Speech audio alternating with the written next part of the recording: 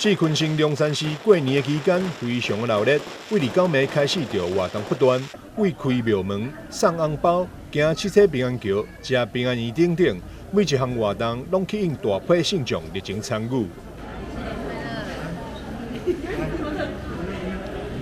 开庙门完，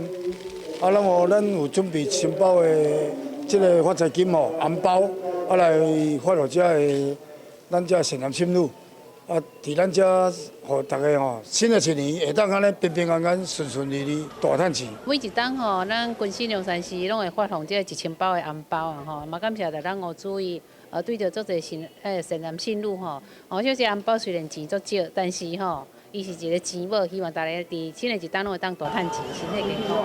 四群星龙山寺主委吴志祥，同时也是台南市体育总会、台南市吴氏中心会等协会理事长，交陪四海初5平安宴，更是开178道，宴请各类好朋友，共同庆祝清水祖师的佛诞。非常的荣幸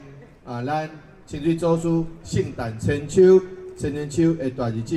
今仔是开工日啊，但是遮侪当年初5的时，龙山寺拢一定是人山人海。现场拢超过10万人，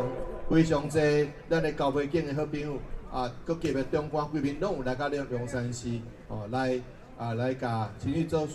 祝寿贺喜。所有在有奖所有这好朋友拢会当来参加咱今仔日龙山寺庆祝清水祖师圣诞千元秋圣寿无奖圣圣寿非常感谢大家。逐当